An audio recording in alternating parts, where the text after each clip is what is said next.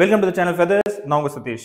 நம்ம இன்னைக்கு இந்த வீடியோவில் நீட் 2024க்கான எம்பிபிஎஸ் சீட் வாங்குறதுக்கு most expected cut off range என்னவா இருக்க போகுது, த்ரூ அவுட் எல்லா கேட்டகரி ரேஞ்சும் நம்ம டிஸ்கஸ் பண்ண போகிறோம். செல்ஃப் ஃபைனான்சிங் காலேஜஸ்க்கு நீங்கள் ஜாயின் பண்ணணும் அப்படிங்கிற மாதிரி இருந்துச்சுன்னா அதுக்கு என்ன கட் ஆஃப் ரேஞ்சு, அதுவும் இல்லாமல் 7.5 ரிசர்வேஷன் கேட்டகரியில் நீங்கள் இருந்தீங்கன்னா தமிழ்நாட்டில் எம்பிபிஎஸ் சீட்டு நீங்கள் வாங்கணும் அப்படின்னு நினச்சிங்கன்னா அதுக்கு என்ன cut off range, new updated score பிரகாரம் என்னவா இருக்க போகுது அப்படிங்கிறத நம்ம டிஸ்கஸ் பண்ண போகிறோம். ஸோ உங்களுக்கு தெரியும், ஒரு லாங் பேட்டிலுக்கு அப்புறம் சுப்ரீம் கோர்ட் ஆனது ஃபைனல் வேர்டிக் கொடுத்துருக்கு. இதில் முக்கியமான பாயிண்ட்ஸ் வந்து ரீநீட் கிடையாது. அந்த 1500 பக்கத்தில் இருக்கக்கூடிய ஸ்டூடெண்ட்ஸ்க்கு மட்டும் எக்ஸாம் கனெக்ட் பண்ணி ரிசல்ட் அனௌன்ஸ் பண்ணிட்டாங்க அப்படிங்கிறது தெரியும். ஃபிசிக்ஸில் ஒரு கொஷனுக்கு 2 ஆப்ஷன் கொடுத்துருந்தாங்க கரெக்டுன்னு சொல்லிட்டு, அந்த 2 ஆப்ஷன் கிடையாது, அதில் ஒரு ஆப்ஷன் தான் கரெக்டுன்னு சொல்லி ஃபைனலைஸாக பண்ணியிருக்காங்க. நான் 1 மந்த்துக்கு முன்னாடியே உங்களுக்கு ஒரு வீடியோவில் இந்த ஒரு ஃபிசிக்ஸ் கொஸ்டினுக்கு 2 ஆப்ஷன் கொடுக்கறது தவறு, நியூ என்சிஆர்டி புக்கில் என்ன இருக்கோ அது பிரகாரம் தான் கொடுக்கணும் அப்படிங்கிறத நான் சொல்லியிருந்தேன். ஸோ அதுதான் இப்போ நடந்திருக்கு. ஆனால் நிறைய யூடியூபர்ஸ் வந்து 2 ஆப்ஷனுமே கொடுக்கணும் அப்படின்லாம் வலியுறுத்தியிருந்தாங்க. ஃபிசிக்ஸ் தெரிஞ்சவங்களுக்கு, ஃபிசிக்ஸ் என்ன ரியாலிட்டி அப்படின்னு தெரிஞ்சவங்களுக்கு கண்டிப்பாக 2 ஆப்ஷன் தவறு, 2 ஆப்ஷன் கொடுக்கக்கூடாது அப்படிங்கிறது தெரிஞ்சிருக்கணும். ஸோ இது ஸ்டூடெண்ட்ஸ்க்கு ஃபேவராக இல்லை கோச்சிங் இன்ஸ்டியூட்ஸ்க்கு ஃபேவராக பண்ணாங்களா அப்படின்னு என்கிட்ட தெரியல. பட் ஒரு உண்மையான ஆன்சரை தான் கொடுக்க வேண்டியது அப்படிங்கிறது என்னோட வலியுறுத்தலாக இருந்துருந்துச்சு. அதுதான் இப்போ நடந்திருக்கு. ஸோ இன்றைக்கி நம்ம கட் ஆஃப் ரேஞ்ச் என்னவா இருக்கும் அப்படின்னு பார்த்துடலாம். டியர் ஸ்டூடெண்ட்ஸ் அண்ட் பேரண்ட்ஸ், அதுக்கு முன்னாடி ஒரு முக்கியமான விஷயம் நான் உங்ககிட்ட சொல்லணும்னு விருப்பப்படுறேன். கட் ஆஃப் ரேஞ்சு அப்படிங்கிறது ஒரு +2-3 மார்க்ஸ் வேரியேஷன்ஸ் தான் வரும். அதுக்கு மேலே வேரியேஷன்ஸ் வர்றதுக்கான வாய்ப்புகள் ரொம்ப குறைவு. கண்டிப்பாக நீங்கள் கஷ்டப்பட்டு இந்த 1 இயரோ 2 இயர்ஸோ கஷ்டப்பட்டு படித்து ப்ரிப்பேர் பண்ணியிருப்பீங்க. ஸ்டூடெண்ட்ஸ் ஆன உங்களுக்கு தான் அந்த பெயின் தெரியும். யூடியூப்பில் இருக்கிறவங்க இல்லை நானும் சரி, நான் உங்களுக்கு ஒரு 2 மினிட்ஸில் இப்படி சொல்லிவிட்டு இது வந்து இல்லாமல் இருக்கலாம், நீங்கள் தைரியமாக இருங்க அப்படின்னு சொல்லிட்டு போயிடலாம். ஆனால் ஒவ்வொரு செகண்டும் அதை பற்றி நீங்கள் யோசித்து சிந்திச்சு வருத்தப்பட்டு இருந்திருப்பீங்க. பட் உங்களுக்கு நான் ஒரே ஒரு விஷயந்தான் சொல்லணும்னு விருப்பப்படுறேன். இந்த கஷ்டம், வருத்தம், சோகம் இது எல்லாமே பார்த்தீங்கன்னா அது வந்து சந்தோஷமாக இருக்கட்டும் சரி, இந்த நெகட்டிவ் சைடு கஷ்டம், வருத்தம், சோகம், கோபம் இது எல்லாமே. பாசிட்டிவ் சைடு ரொம்ப அளவுக்கு அதிகமான சந்தோஷம், ரொம்ப ஹாப்பியாக ஒரு விஷயத்தை நம்ம ஹேண்டில் பண்ணுறது, இது ஒரு பாசிட்டிவ் சைடு. இந்த ரெண்டுமே நம்ம ஜாலியாக ஒரு பைக்கில் போயிட்டுருக்கோம், இல்லை நீங்கள் ஒரு ஹில் ஸ்டேஷன் போகிறீங்க, இந்த ரெண்டுமே ஒரு சந்தோஷமான ஒரு காற்று வீசும் பொழுது நம்ம முகத்தில் வந்து படும் பொழுது அந்த நொடி இருக்கு இல்லையா, அந்த காற்று அந்த நொடியில் நம்ம முகத்தில் படுகின்ற போல இருக்கும். எது? சந்தோஷம், கோபம், துக்கம், வருத்தம் இது எல்லாமே.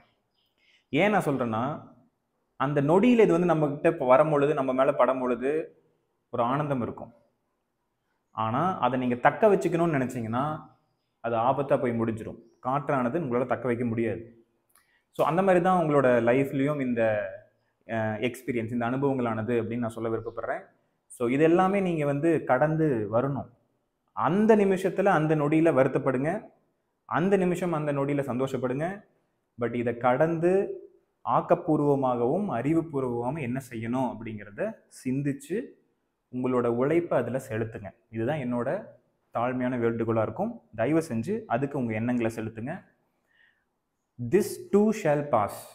இதுவும் கடந்து போகணும், நீங்கள் கடந்து மீண்டு வரணும். உங்களோட மார்க் கம்மியாக இருந்துச்சுன்னா அடுத்த ஸ்டெப் என்ன அப்படின்னு வேகமாக எடுத்து அதில் வெற்றி பெற முயற்சி செய்யுங்க அப்படிங்கிறது தான் என்னோட ரிக்வஸ்ட்டாக இருக்கும். தயவு செஞ்சு ஒரு மூலையில் உட்காந்து வருத்தப்பட்டுக்கிட்டோ அழுதுகிட்டோ டென்ஷன் ஆகிட்டோலாம் இருக்காதீங்க. வாழ்க்கையில் பல விஷயங்கள் நீங்கள் பார்க்க வேண்டியது இருக்குது. இதோடு இது முடிய போகிறது கிடையாது. ஸோ மனசை திடமாக வச்சுக்கிட்டு அடுத்த வேலை என்னமோ அதை செய்ய ஆரம்பிங்க. ஸோ பேரண்ட்ஸும் உங்களோட குழந்தைங்களுக்கு நீங்கள் சப்போர்ட்டிவாக இருக்கணும். இந்த நிமிஷத்தில் நீங்கள் செய்த குழந்தைகள் செய்த தவறுகள் என்னென்ன அப்படின்னு யோசிக்க சொல்லுங்கள். அதை ஒரு பேப்பரில் எடுத்து எழுத சொல்லுங்கள். அதுக்கு என்னென்ன நீங்கள் சப்போர்ட் பண்ண முடியுமோ அந்த சப்போர்ட்டை கொடுங்க அவங்களுக்கு. ஸோ இப்போ இன்னைக்கு வீடியோ கட் ஆஃப் ரேஞ்ச் என்ன அப்படிங்கிறத பார்த்துடலாம். ஸோ விஷயம் வந்து நம்மளோட ஸ்டூடெண்ட்ஸ் எத்தனை பேர் 700க்கு மேலே இருக்காங்க, 680க்கு மேலே இருக்காங்க அப்படிங்கிறத பார்த்துடலாம்.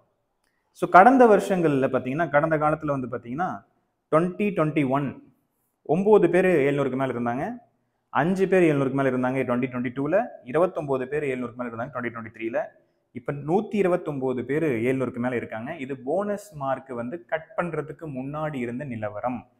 ஸோ அந்த 5 மார்க்கானது குறைக்கிறதுக்கு முன்னாடி இருந்த நிலவரம். இது 129 பேர். ஸோ லாஜிக்கலாக நீங்கள் யோசிச்சிங்கன்னா 700 மார்க்குக்கு மேலே 720 8 பேர் நம்ம தமிழ்நாடு ஸ்டூடெண்ட்ஸ் வாங்கியிருக்காங்க. ஸோ அந்த 8 பேர்த்தில் என்னை பொறுத்த வரைக்கும் பாதிக்கு மேலே, அதாவது 4 அப்படிங்கிறதும் 5 இல்லை 6 ஸ்டூடெண்ட்ஸ் வந்து குறையறதுக்கான வாய்ப்புகள் இருக்குது. ஸோ 8 பேர்த்தில் எனக்கு தெரிஞ்சு ஒரு 3 பேர் தான், ஏன்னா அது ரிசல்ட் இன்னும் அனௌன்ஸ் பண்ணல, இன்னும் 1 or 2 days அனௌன்ஸ் பண்ணிடுவாங்க.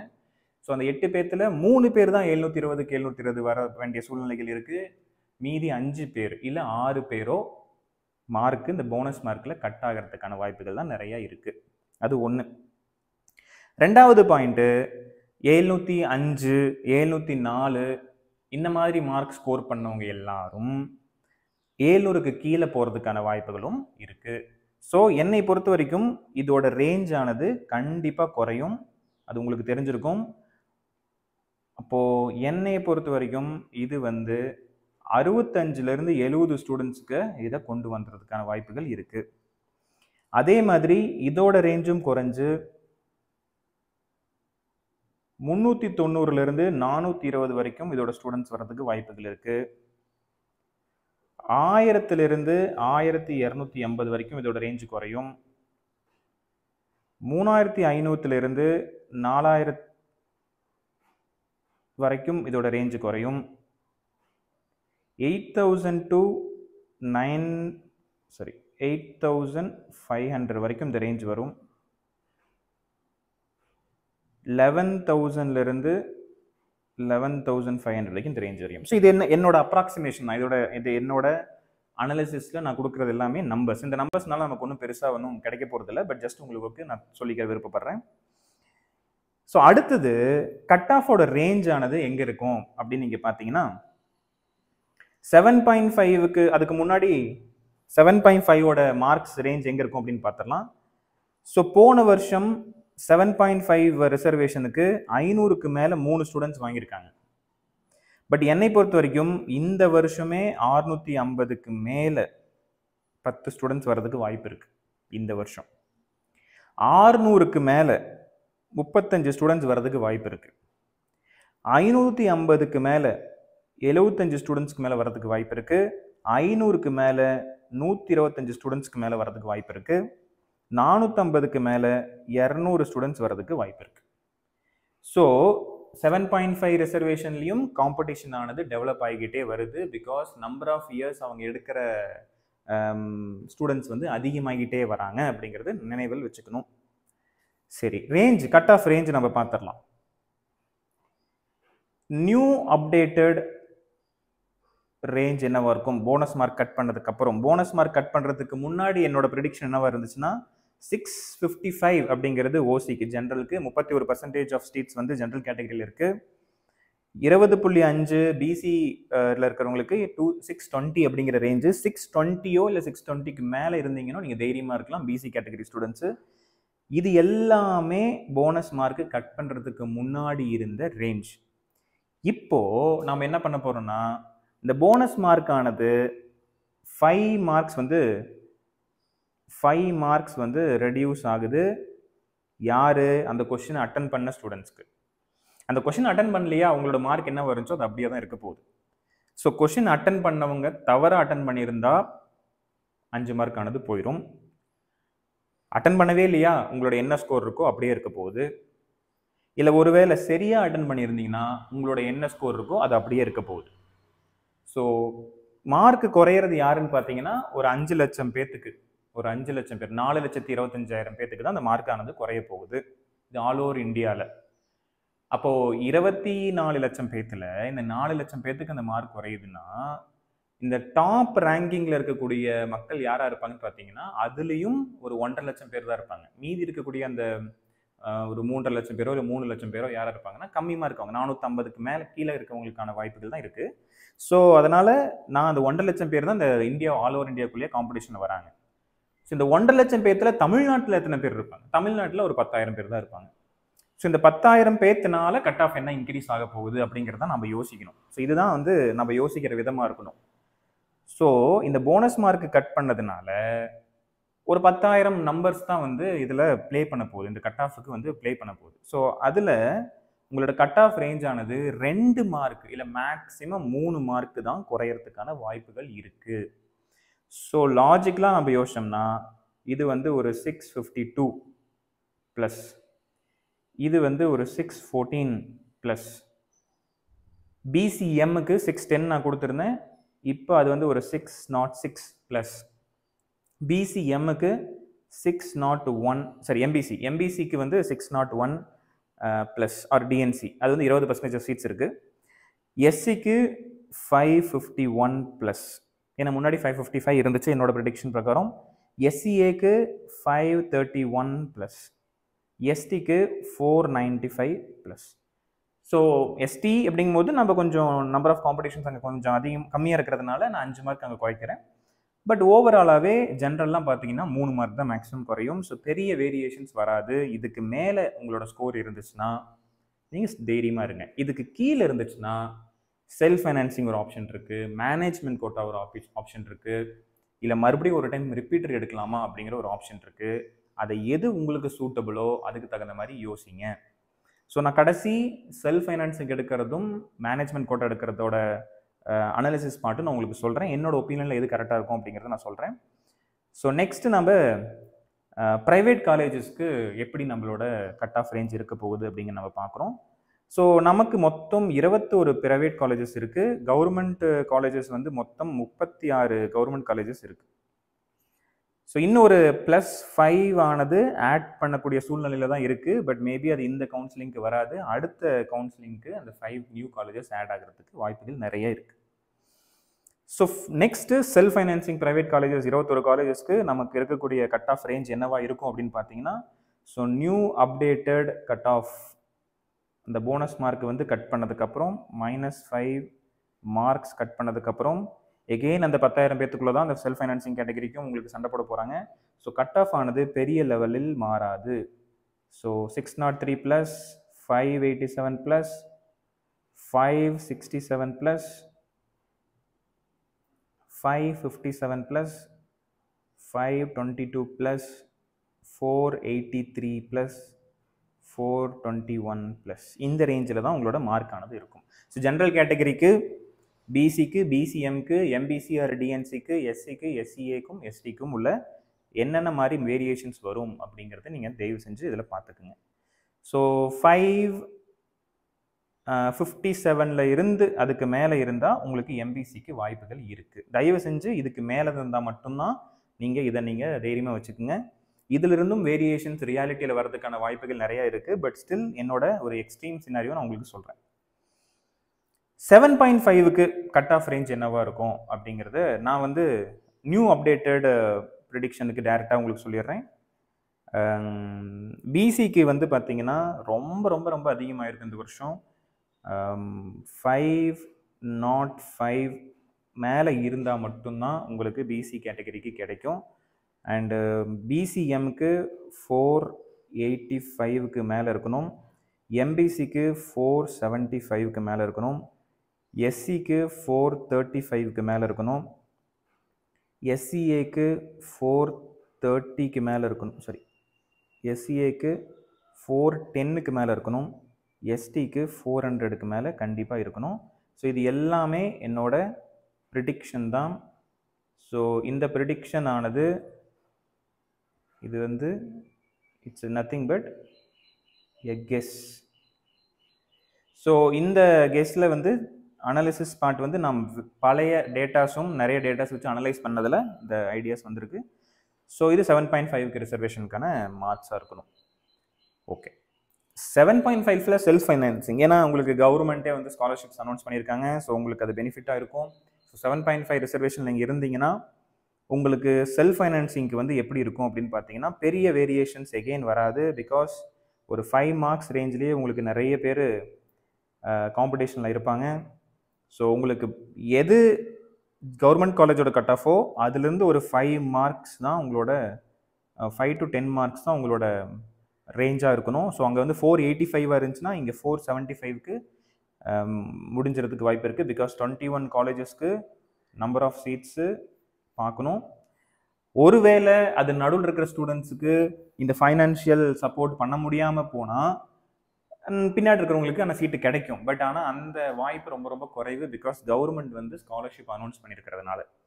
ஸோ அதனால் நான் அந்த 10 ரேஞ்ச் வைக்கிறதுக்கு காரணம் என்னென்னா, அதுக்குள்ளே இருக்க ஸ்டூடெண்ட்ஸே வந்து சீட்டை எடுத்துக்கிறதுக்கான வாய்ப்புகள் நிறையா இருக்குது. ஸோ பிசிஎம் அப்படிங்கிறது சரி, பிசிஎம்க்கும் பார்த்தீங்கன்னா உங்களுக்கு அந்த ரேஞ்சில் தான் வருது. So 1 second. ஜென்ரல் கேட்டகரிக்கு வந்து அதிகமாக இருக்கணும். ஸோ ஜென்ரல் கேட்டகரிக்கு 550 ப்ளஸில் இருக்கணும். இது 7.5 ரிசர்வேஷனுக்கு. அண்டு பிசி கேட்டகரிக்கு தான் 500 ரேஞ்சு. அண்டு பிசிஎம் பார்த்தீங்கன்னா 485. ஸோ உங்களுக்கு வந்து ஒரு 10 மார்க்ஸ் கம்மியாக இருக்கும். 470, 15 மார்க்ஸ் கம்மியாக இருக்கும். 470 ரேஞ்சு பிசிஎம்க்கு 7.5 ரிசர்வேஷனாக இருந்தீங்கன்னா. எனக்கு காம்படிஷன் ஆனது கொஞ்சம் குறைவாக இருக்கிற மாதிரி நான் வந்து அனலைஸ் பண்ணியிருக்கேன்.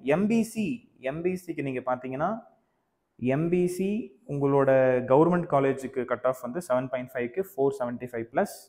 ஸோ என்னோட ப்ரெடிக்ஷன் என்னவாக இருக்கும் அப்படின்னு பார்த்தீங்கன்னா 460 ப்ளஸ். எஸ்சிக்கு 7.5ல் 435. ஸோ செல்ஃப் ஃபைனான்சிங்கில் 420 ப்ளஸ். எஸ்சிஏக்கு 410. ஸோ 390 ப்ளஸில் இருக்கிறதுக்கு வாய்ப்பு இருக்குது. எஸ்டிக்கு 380 ப்ளஸுக்குள்ள வாய்ப்புகள் நிறையா இருக்குது இந்த 21 ப்ரைவேட் மெடிக்கல் காலேஜஸ்க்கு. ஸோ டோட்டல் சீட்ஸ் எவ்வளோ சார் நம்மக்கிட்ட இருக்குது? நமக்கு கவர்மெண்ட் காலேஜும் சரி, ப்ரைவேட் காலேஜும் சேர்த்தி உங்களுக்கு 92.7 ரிசர்வேஷன் கேட்டகரியிலையும் 7.5 ரிசர்வேஷனும் எவ்வளோ நம்பர் ஆஃப் சீட்ஸ் இருக்குது அப்படின்னு கேட்டிங்கன்னா, ஓசிக்கு 1383 சீட்ஸ் இருக்குது. பிசிக்கு 1182. பிசிஎம்க்கு 156. எம்பிசிக்கு 892 சீட்ஸு. எஸ்சிக்கு 669. எஸ்சிஏக்கு 134. எஸ்டிக்கு 45. ஸோ இதை ஆட் பண்ணிங்கன்னா மொத்த சீட்ஸ் ஆனது 4461 சீட்ஸ் உங்களோட கையில் நம்மளோட தமிழ்நாட்டில் எம்பிபிஎஸ்க்கு இருக்குது. இந்த 7.5 ரிசர்வேஷன் கவர்மெண்ட் குழந்தைங்களுக்கு எத்தனை நம்பர் ஆஃப் சீட்ஸ் இருக்குன்னு பார்த்தீங்கன்னா 486 சீட்ஸ் இருக்குது. அதில் 99 சீட்ஸ் வந்து கவர்மெண்ட் சீட்ஸ் ஆகும் கவர்மெண்ட் காலேஜுக்கு. 45 சீட்ஸ் வந்து 21 ப்ரைவேட் காலேஜஸில். 2 சீட்டு வந்து உங்களுக்கு இஎஸ்ஐ கேகே நகரில் இருக்கு இல்லையா, அப்புறம் 5 ப்ரைவேட் யூனிவர்சிட்டியோட சீட்டு. ஸோ ப்ரைவேட் யூனிவர்சிட்டியான சீட் வந்து ஓசிக்கு 5, பிசிக்கு வந்து 5, எம்பிசிக்கு 4, எஸ்சிக்கு 3. இப்போ இந்த 4 கேட்டகரியில் தான் ப்ரைவேட் யூனிவர்சிட்டியோட சீட் வந்து பிரித்து கொடுத்துருக்காங்க. ஆனால் உங்களோட இஎஸ்ஐ கேகே நகரில் வந்து பார்த்தீங்கன்னா இங்கே 2, 1, 2. ஸோ ஓசிக்கும் பிசிக்கும் இப்போ 4 சீட் தான் அங்கே வந்து நமக்கு கொடுத்துருக்காங்க. மீதி இருக்கிற ரேஞ்சஸ் எல்லாமே 36 கவர்மெண்ட் காலேஜுக்கும் ப்ளஸ் 21 ப்ரைவேட் காலேஜஸ்க்கும் நான் இங்கே பிரித்து எழுதியிருக்கேன். 7.5 ரிசர்வேஷன் இருக்கக்கூடிய ஸ்டூடெண்ட்ஸ்க்கான டீட்டெயில்ஸ் இது. ஸோ இந்த சீட்டுக்கு தான் நம்ம போராடிட்டு இருக்கோம். ஸோ 486 சீட்டு 7.5 ரிசர்வேஷனும் 4461. இப்போ இது இல்லாமல் இந்த 4461 இல்லாமல் உங்களுக்கு யூனிவர்சிட்டிஸ் சீட்டு இருக்குது. ஸோ அதெல்லாமே நான் இதில் இன்க்ளூட் பண்ணல. ப்ரைவேட் காலேஜஸும் கவர்மெண்ட் காலேஜ் மட்டும் தான் இதில் நான் இன்க்ளூட் பண்ணியிருக்கேன். சரி ஸ்டூடெண்ட்ஸ், இப்போ இதுதான் நாம் உங்களுக்கு கொடுக்கக்கூடிய கட் ஆஃப் ரேஞ்சு.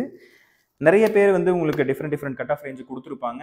பட் நம்ம எண்ட் ஆஃப் த டே என்ன பண்ணணும் அப்படிங்கிறத நீங்கள் முடிவு பண்ணிக்கோங்க.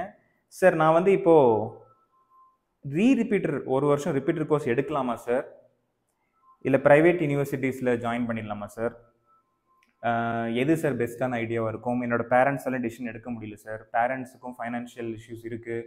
ஸோ என்ன பண்ணலாம் அப்படின்னு நீங்கள் என்கிட்ட கேட்டிங்கன்னா, என்னோடய அட்வைஸ் கேட்டிங்கன்னா, மொத்தம் நமக்கு இருக்கக்கூடிய காலகட்டமானது 5.5 இயர்ஸ். ஸோ 5.5 இயர்ஸில் நீங்கள் 7.5 ரிசர்வேஷன் இல்லாமல் ப்ரைவேட் யூனிவர்சிட்டி எடுத்தாலும் சரி, இல்லை மேனேஜ்மெண்ட் சீட் எடுத்தாலும் சரி, மினிமம் உங்களுக்கு ஒரு 11 lakhs ருபீஸ் வந்து செலவாயிரும். இப்போ ஏதாவது ஒரு காரணத்தினால books, materials, travelling, hostel, tuition fees இது எல்லாமே சேர்த்து அப்ராக்சிமேட்டாக இவ்வளோ ஆயிரும். ஸோ நீங்கள் ஒரு 11 lakhs அப்படிங்கிறது 5 இயர்ஸ்க்கு எடுத்துக்குங்களேன். ஸோ 5 இயர்ஸ்க்கு எடுத்திங்கன்னா உங்களுக்கு மொத்தம் செலவாகக்கூடிய விஷயம் 11 lakhsன்னு எடுத்திங்கன்னா பர் இயருக்கு 5 இயர்ஸ்க்கு எடுத்துக்கிட்டால் கூட அப்ராக்சிமேட்டாக 55 lakhs செலவாகுது. ஸோ 55 lakhsங்கிறதுல 50 lakhs அப்படிங்கிறது இப்போ கண்டிப்பாக இந்த 5 வருஷத்தில் செலவாயிரும். பட் உங்களோட ஸ்கோர் வந்து ஒரு 50 to 150 மார்க்ஸு நியர்பை கட் ஆஃபாக இருந்துச்சுன்னா நீங்கள் 2 இயர்ஸ் ரிப்பீட்டராக இருந்தீங்கன்னா இந்த ரேஞ்சுக்கு பக்கத்தில் வந்து விட்டுருந்தீங்கன்னா என்னோட சஜஷன் என்னவா இருக்குன்னா தைரியமாக ரிப்பீட்டர் கோர்ஸ்க்கு போங்க. பிகாஸ் ரிப்பீட்டர் கோர்ஸில் நீங்கள் படிக்கும் பொழுது இந்த 55 லட்சத்தை உங்களால் சேவ் பண்ண முடியும், ப்ரொவைடட் கவர்மெண்ட் சீட்டானது கிடைச்சிச்சுன்னா. அடுத்த வருஷம் கவர்மெண்ட் சீட். ஏன்னா இந்த 150 மார்க் தான் குறைவாக இருக்குது, இல்லை 100 மார்க் தான் குறைவாக இருக்குது, இல்லை 50 மார்க் தான் குறைவாக இருக்குது அப்படிங்கிற ஒரு பட்சத்தில் நீங்கள் ஒரு ட்ரையல் எடுத்து பண்ணுறது என்னோட சஜஷனாக இருக்கும். அதுக்காக நீங்கள் யோசனை பண்ணாதீங்க. 55 லட்ச ரூபாவும் உங்களால் சேவ் பண்ண முடியும். பட் ரொம்ப ரொம்ப ரொம்ப முக்கியமான ஒரு காஷன் என்னன்னு பார்த்தீங்கன்னா, நீங்கள் 1 இயர் கோர்ஸ் எடுத்துடுறேன் அப்படின்னு நீங்கள் முடிவு பண்ணிட்டா அந்த 1 இயர் நீங்கள் செலுத்தக்கூடிய உங்களோட உழைப்பு எல்லையற்றதாக இருக்கணும். உங்களோட energy, infinite amount of energy நீங்கள் செலுத்தணும். ரொம்ப ரொம்ப ஃபோக்கஸ்டாக இருக்கணும். ஒவ்வொரு நொடியும் இம்பார்ட்டண்ட்டாக இருக்கணும். ஏன்னா நீங்கள் எடுக்கிற இந்த ரிஸ்க்கு ஒரு பெரிய ரிஸ்க்கு. ரொம்ப ரொம்ப கான்ஷியஸாக உங்கள் வேலைகளை செஞ்சிங்கன்னா கண்டிப்பாக வெற்றி பெற முடியும். கண்டிப்பாக உங்களோட சக்ஸஸ் மிஸ் ஆகாது. ஸோ என்னோட சஜஷன் இந்த ஆங்கிளில் கொஞ்சம் யோசிச்சு பாருங்கள். நல்லா படிக்கிற ஸ்டூடெண்ட்ஸு, ரொம்ப பக்கத்தில் வந்து மிஸ் பண்ணுற ஸ்டூடெண்ட்ஸுக்கு நாங்கள் up to 1 lakh rupees scholarship தரோம். இப்போ எங்களோட இன்ஸ்டியூட் சைட்லேருந்து டியூஷன் ஃபீஸில் 1 லட்சம் வரைக்கும் நாங்கள் டியூஷன் ஃபீஸு ஸ்காலர்ஷிப் அனௌன்ஸ் பண்ணியிருக்கோம். ஸோ நல்ல பிளாட்ஃபார்ம். எங்களோட பிளாட்ஃபார்ம் வந்து ஃபிசிக்ஸ் அண்ட் கெமிஸ்ட்ரிக்கு ரொம்ப முக்கியத்துவம் தருவோம். பேசிக்கலாக நான் ஃபிசிக்ஸ் டீச்சர், நான் தான் ஃபிசிக்ஸ் ஹேண்டில் பண்ணுறேன். என்னோட யூடியூப் சேனல் நீங்கள் பார்த்தீங்கன்னா இருக்கும். ஸோ உங்களுக்கு ஏதாவது அந்த மாதிரி ஒரு சிந்தனைகளோ எண்ணங்களோ இருந்தோ என்னோட நம்பர் இந்த இதில் டீட்டெயில்ஸ் இருக்கு இல்லையா, நீங்கள் கால் பண்ணி எனக்கு டிஸ்கஸ் பண்ணுங்கள். ஸோ என்ன பண்ணலாம் அப்படிங்கிற ஒரு ஐடியா வந்து எங்களால் உங்களுக்கு கொடுக்க முடியும். ஸோ ஸ்டூடெண்ட்ஸ், நான் சொன்ன மாதிரி மனசை ரொம்ப திடமாக வச்சுட்டு நல்ல மார்க் எடுத்திருந்தா சந்தோஷமாக அந்த செலிப்ரேட் பண்ணுங்கள். இந்த நிமிஷத்தில் மார்க்கு குறைஞ்சிருந்தாலோ இல்லை எக்ஸ்பெக்ட் பண்ண மார்க் வரலினாலோ அடுத்தது என்ன பண்ணலாம் அப்படிங்கிறத யோசிங்க. சரிங்களா? சரி ஸ்டூடெண்ட்ஸ், தேங்க்யூ ஃபார் வாட்சிங். Thank you for being a subscribed person in this video. So thank you students, all the best. வேற ஒரு முக்கியமான வீடியோவில் உங்களை நான் சந்திக்கிறேன். Until then,